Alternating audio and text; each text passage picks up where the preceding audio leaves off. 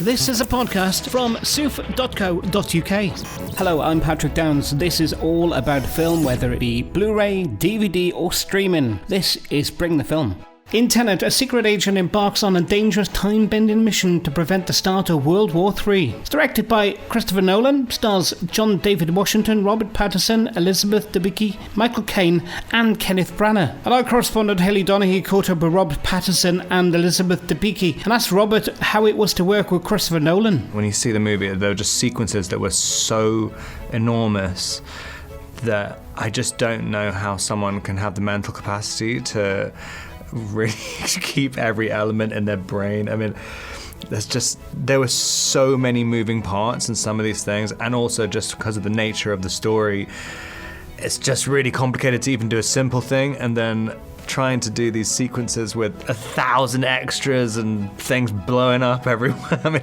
you basically got one go at it as well. I mean, he's extraordinarily confident. And I think also the way he's doing action in this, I mean, I really do think it's another level. Like, I mean, he's done some of the best action sequences in film history, and like being on set and seeing it actually happen, because none of it's green screen. You're kind of in the scene going, oh my God, if I mess this up, this is like $10 million down the drain. Like, it's absolutely terrifying. But it makes it feel very, very real. Amazing. And Elizabeth, the film was shot on location in 7 countries. How much did you enjoy filming here in the UK, and particularly those incredible F-50 boat scenes in Southampton, I believe? Yes, they were in Southampton. I loved filming in the UK because that is where I live. So that was nice, because we were gone for a while before we got back there. And it's sort of like being on the set at times, like Rob was saying, like the speed, and it's like sometimes everything would build up and you get one take, but there was such an efficiency and a focus to it that it felt sometimes like almost like an indie film set, sometimes, apart from like the mega enormous world built up around you. But the times I really felt the scope of it was when we would, like, the entire company would pack up and then move to another country and then another country. But the scenes that we shot in Southampton on those incredible boats, that was wild and like pretty like wet. It was very chilly. I'll say that. It was so cold. But no, it was lovely to be back, yeah. Amazing. And Robert, some pretty impressive stunt scenes. Just tell me about filming that scene where you bungee jump up the building, and then I think you had to jump off the building, which sounds pretty terrifying. Yeah, I mean, there was one moment where Chris was saying, so do you want to have a go? Like, when I've seen Kyle, my stunt guy, jump up the side of the building, I mean, it was one of the most terrifying things I've ever seen anyone do, ever. I mean, what the stunt team on this achieved in so many different countries, and so many different sequences, it's just mind-blowing. I didn't realize that was a dream, to jump off a 26-story building in Mumbai, but I kind of know what I would feel like now if I'm just falling, just completely nothing going on in my head at all. Just shut off. Just please don't cry or scream.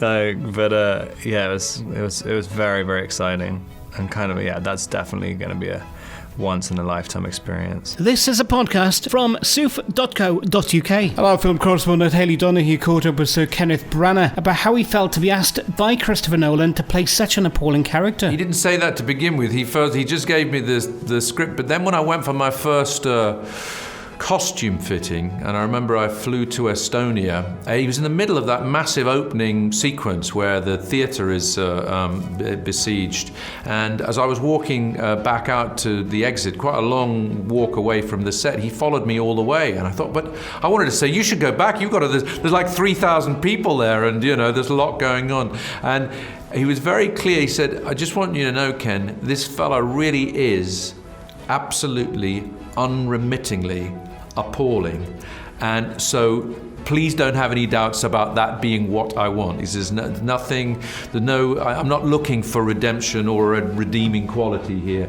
And so it was important enough for him to say that he walked away from, it seemed to me like the biggest set on the biggest movie I'd ever been in, to just make sure that I got the memo about that one. Amazing. And I loved how he constantly checked his wristwatch for his pulse. Where did that aspect of his character come from? I think it's definitely a Chris Nolan built into the DNA of it. His obsession in his films with time, and also when this man who's made a pact with the devil and in a sense has been given some kind of superpower quality or super knowledge, you might say, to continue to have this sort of vain relationship with his capacity to believe that he is fearless as represented in his pulse, is a really subtle but brilliant way of indicating a sort of a size of disturbance and a size of ego. Absolutely. And I heard that you read the script multiple times to understand. I was wondering exactly what that process is for you for understanding the kind of physics of Tenet inversion. Note-taking, endless note-taking about how it affects the character. So how will it affect me? What do I need to understand in any given scene? Will I say the line differently if I do or don't understand certain elements of it? Do I need to know everything, or am I playing a sort of game with some of the things that I set in motion where I'm not in control and I'm happy about that? So it was always about what do you do to serve the character? But then, because I enjoyed the script so much when I read it, it was just going back to keep feeling like a sort of Russian egg, if you like, a Russian doll. These sort of layers of meaning kept coming out. So it was very pleasing to go back to something that made you feel as though you got another element of it every time you did. And even if you didn't completely lean into the meaning at all times, you were completely swept away by the exhilaration of it. It was an exhilarating read as well as being an exhilarating thing to be part of. Absolutely. And finally, Elizabeth Debicki, you recommended her to play the part of your wife. Just what impresses you the most about how she approaches her scenes? She is very intelligent. She's very open. She's very playful. She's very tall, and she's very. But she's really funny, and she's a sort of fearless kind of actor. She's a sort of warrior actor. She just goes for it. I think the audience feel this is somebody, a powerful presence involved in the story in a very personal way. So she's a dream to work with. She's a really, really good actor. In Tenet, a secret agent embarks on a dangerous time-bending mission to prevent the start of World War III. It's directed by Christopher Nolan, stars John David Washington, Robert Pattinson, Elizabeth Debicki, Michael Caine and Kenneth Branagh. And our film correspondent Hayley Donaghy caught up with John David Washington, the protagonist, but what surprised him about working with Christopher Nolan? I was surprised at how funny he is, how charismatic he is, and how I was surprised at how much he really loves performances. I think he really enjoys actors working it out, especially working his crazy maze out, you know what I mean? And I think he finds joy in it, and I love what I do, and so we just connected. I thought we bonded over the movie making process. So it exceeded my expectations tenfold. And can you describe your physical preparation and the kind of stunt training involved and how it helped you move your body for those sequences? Yeah, we were having 2-a-day workouts, sometimes 3-a-days, intense training because of the movements. It was like learning, a dance, if you will. And I wanted to get it to where, I played American football, so the more you rep it, the more you practice, the more you did it over and over again, the less you had to think about it, and it could become instinctual. And then you're able to, if something happens on set, if there's a movement that kind of goes awry, or the room changes or whatever, you can just adapt quick and maybe look cool on camera to adapt while you're doing it, to make it look like because you want to make it look natural. You want to make it look like these moves aren't studied. So the more you study it, the more I can let it go on the day. So it was a highly intense workouts, dieting, the best shape I've ever been in. I loved every moment of it.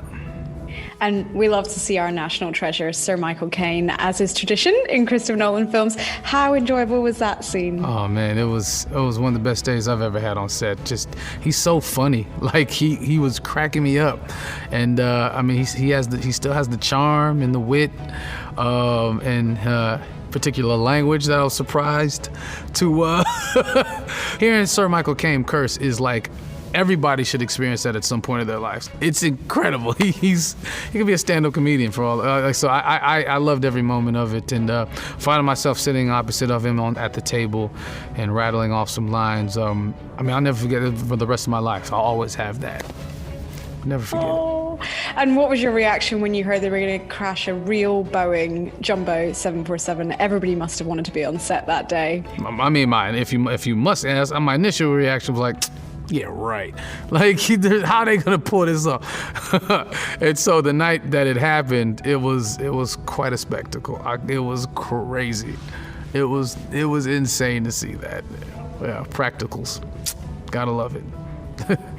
And I already want to see Tenet again. How excited are you for audiences to return to cinemas to see Tenet on the big screen? This is, and I know I sound pretty biased, and like it's an inside job, but this is the perfect movie to go back to return to theaters to see. It really is. I'm so excited that the world is going to be able to sit in a movie theater and order some popcorn and a soda and some snacks and experience what Christopher Nolan has done, and he has done it again. Tenet is out now, Certificate 12A. And with that, thanks for checking me out on the Bring the Film podcast today. I'm Patrick Downs, and you can keep in touch across Twitter at I'm Patrick Downs, also on Instagram or facebook.com/officialpoptart. And there's also the website soof.co.uk. This is a podcast from soof.co.uk.